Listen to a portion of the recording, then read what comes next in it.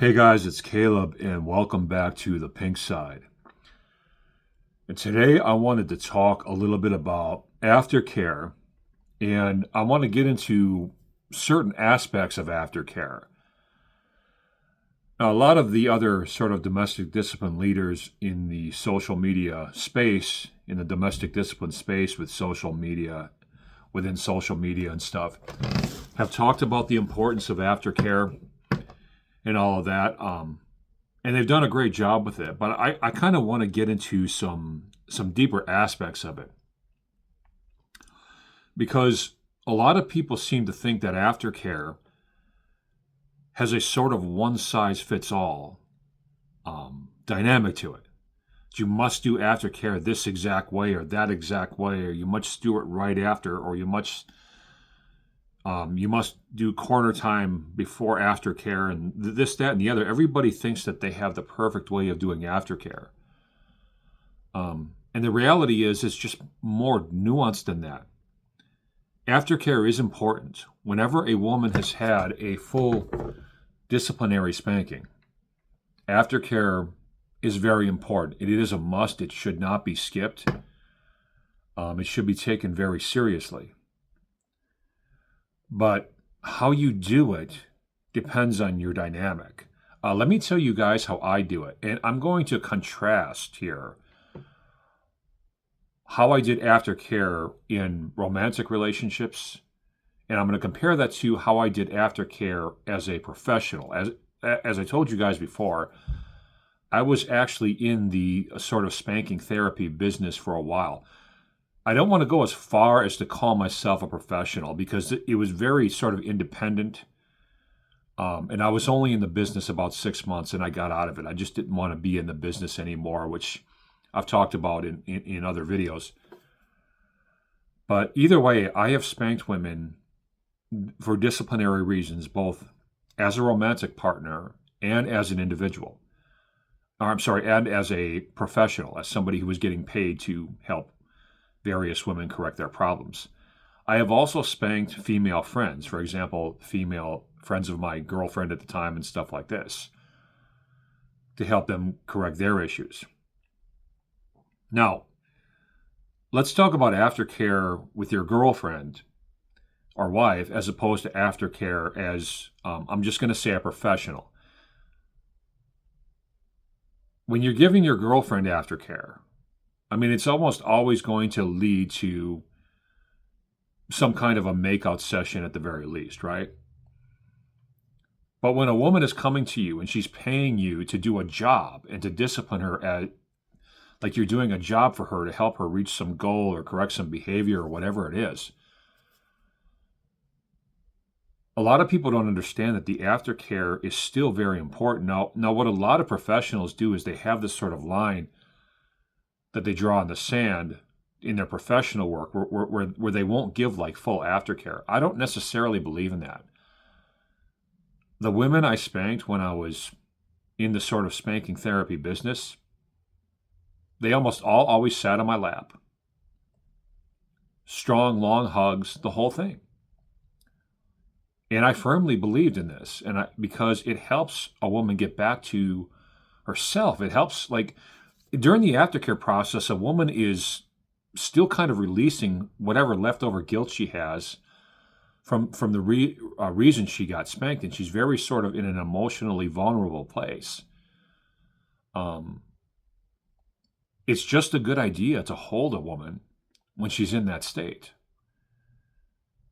Some will call it unprofessional, but I don't. Professionalism only goes so far, right?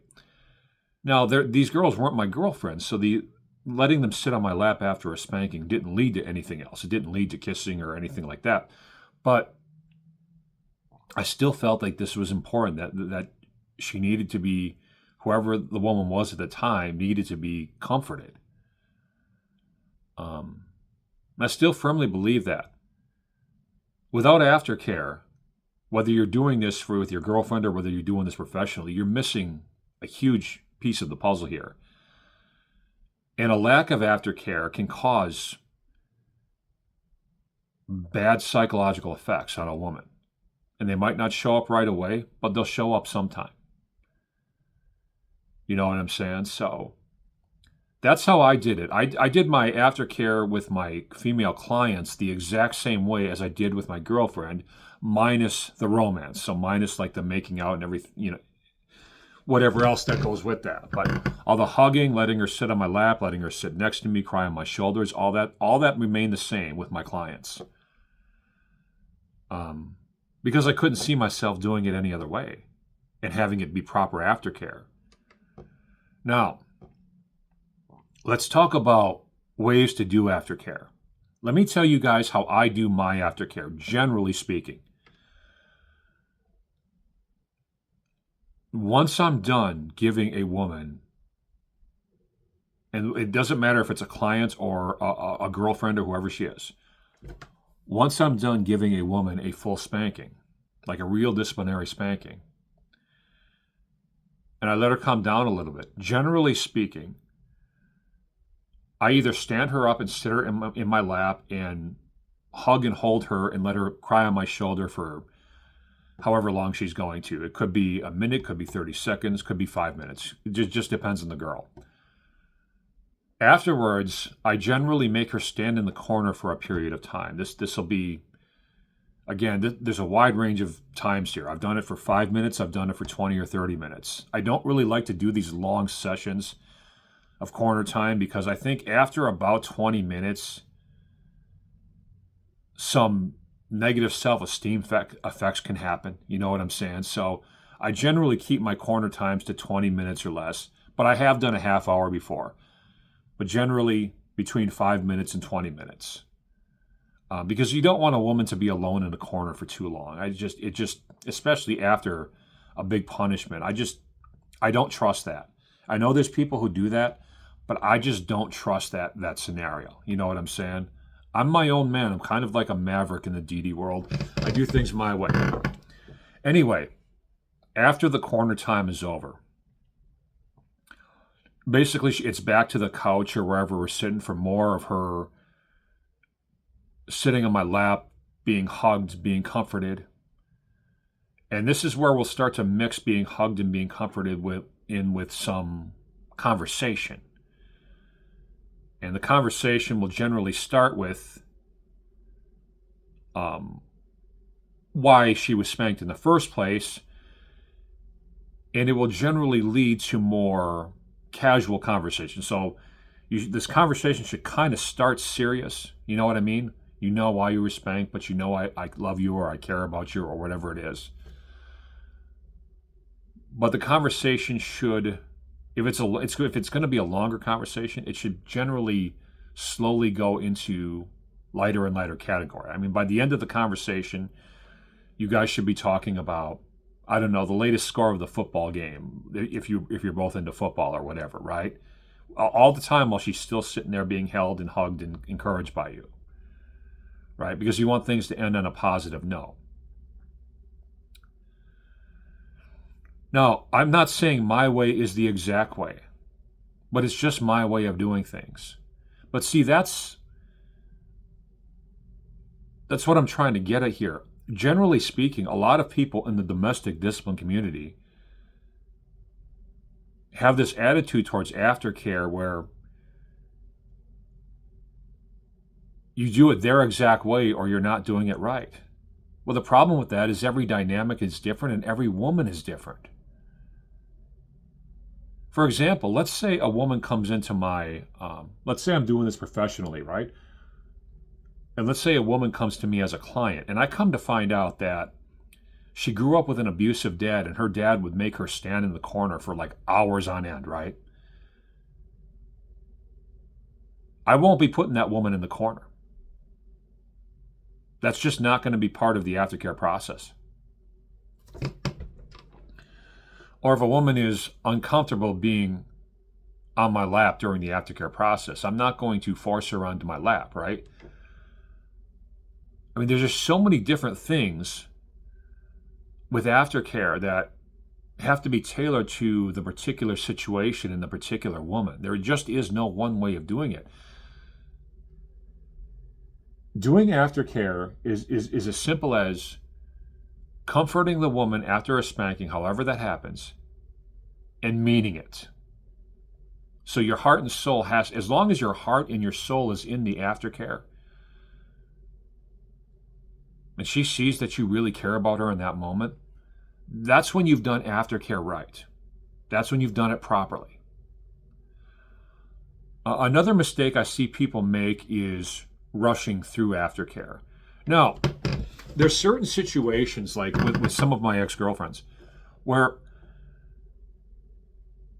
I didn't give her aftercare right away because I had to spank her, then I had to go to work, or I had to take care of something for that day, right? So it was a full-on spanking, then a quick hug, right? So the aftercare didn't happen like right after that. But when I got home that night, that's when we had like the aftercare sort of session. That's when I sat her on my lap and comforted her, and just we went through all the sort of motions of talking about the spanking and then just bringing her back to a good place mentally as we talk to each other. So aftercare doesn't always have to even be right away, although it should be, generally speaking, within 15, 20 minutes of your spanking, if you can at all help it, right? Right? Now, this one worked for me because she knew I had to go to work, right? She knew I had to fly out the door. But it wouldn't have worked as well if I had just straight up left her alone for 8 hours before finally coming back, and like not even really having a reason to leave her alone before finally coming back 8 hours later and giving her aftercare, right?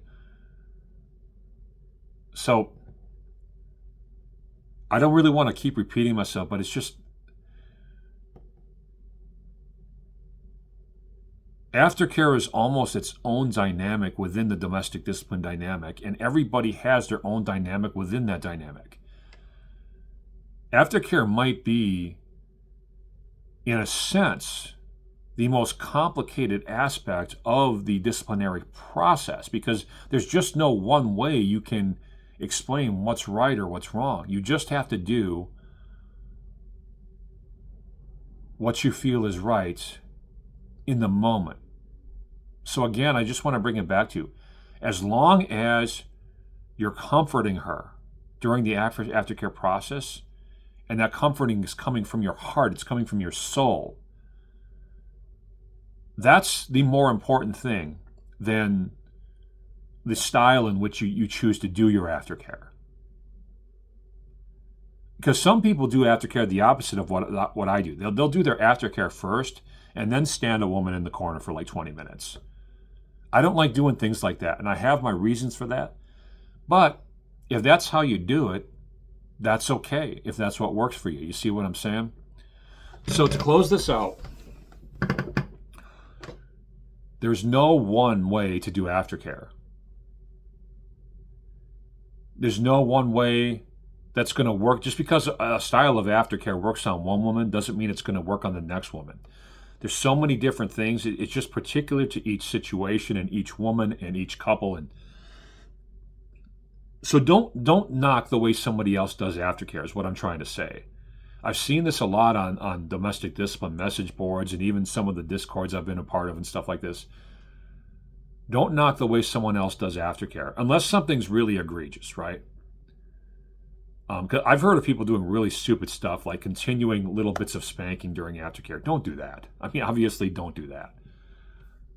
But don't knock the way someone else does aftercare, as long as it's having its desired effect on the woman, and as long as the aftercare is meant from the man's heart and the man's soul, it's being done right. That's all I got for you.